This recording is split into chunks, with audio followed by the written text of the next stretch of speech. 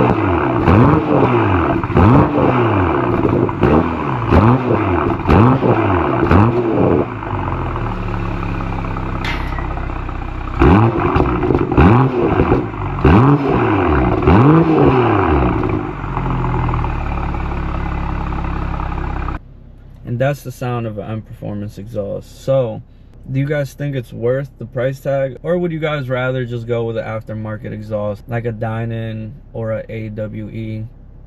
Leave it in the comments down below and let me know what you think.